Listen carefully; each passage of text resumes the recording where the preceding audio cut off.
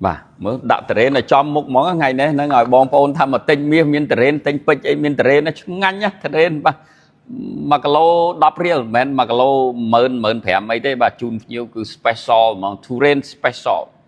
bà lâu dương cái lên mà mơ đầm lai mía dương mình tết bà cứ tại chuyện tại chôm tiền hai phục mai bong bồn là bà là nghe đôi là nào chân bong bồn bà là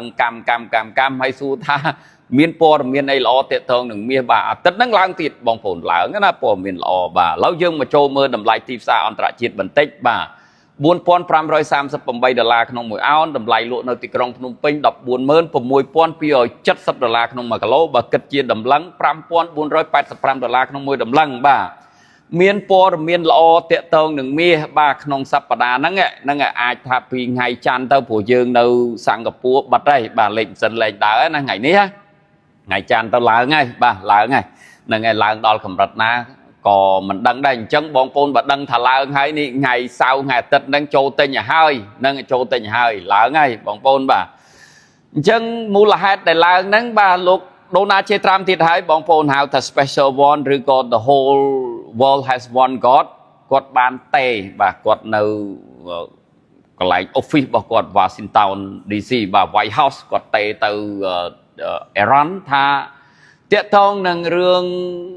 ស្រកហ៊ុំមើហ្នឹងត្រូវតែបើកបាទអញ្ចឹងវាអត់មានអីតាក់ទើអីទេអាគ្រីអស់ហើយបាទអាគ្រីមិនអស់ហើយអញ្ចឹងធ្វើឲ្យអ្នកវិនិយោគទុនហ្នឹងគាត់សប្បាយរីករាយហើយគាត់មានអារម្មណ៍ថាដូចជាងស្រឡះចិត្តអញ្ចឹងណាបើកស្រកបាទ street humor គឺតម្លៃប្រេងនឹងចុះហើយប៉ុន្តែ agreement ហ្នឹងគឺ approve អស់ហើយបាទនៅតែជួបគ្នាសញ្ញេខ្វោកគឺចប់បាទចប់អញ្ចឹងព័ត៌មានហ្នឹងល្អណាស់តាក់ទងនឹងអេរ៉ាន់និងសហរដ្ឋអាមេរិកហ្នឹងមិនមានចំនួនអីទៀតទេបងប្អូនបាទមកដល់ម៉ោងថ្ងៃហ្នឹងបងប្អូនមិនដឹងថាស្អែកឬថ្ងៃច័ន្ទនោះផ្លាស់ប្ដូរអីទៀតទេប៉ុន្តែម៉ោងនេះថ្ងៃសៅរ៍នេះគឺព័ត៌មានល្អតាក់ទងនឹងតម្លៃមាសបាទគឺឡើងក្នុងថ្ងៃច័ន្ទថ្ងៃអង្គារហ្នឹងឡើងហើយបងប្អូនបាទដោយសាររឿងលោកដូណាល់ ត្រាំបាន call មិនមែន call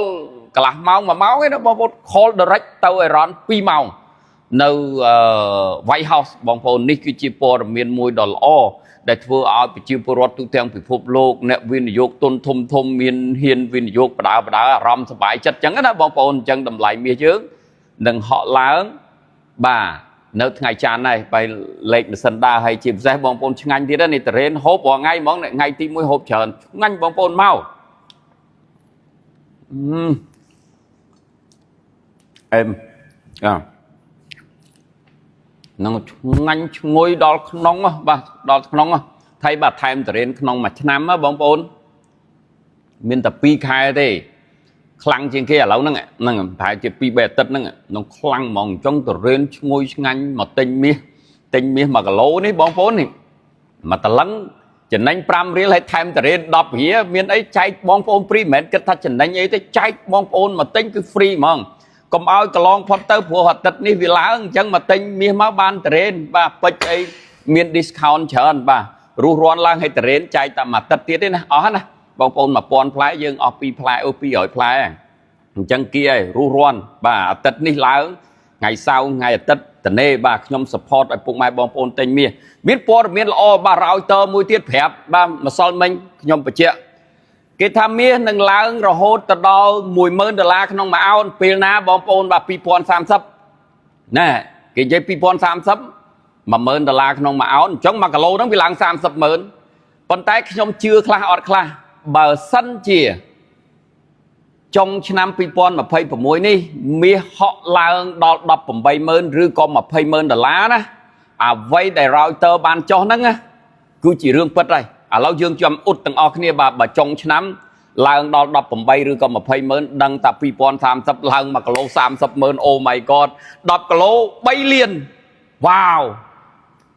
10គីឡូ3លានបងប្អូន100គីឡូ30លាន Oh my god អូ sleep relax បាទឥឡូវមកទិញមាសបាទខ្លាចឡើងអត់បានតម្លៃល្អថ្ងៃនេះតម្លៃល្អណាបាទរស់រាន់ឲ្យមកហូបតរេនមួយបងសំណាងបាទសូមអរគុណ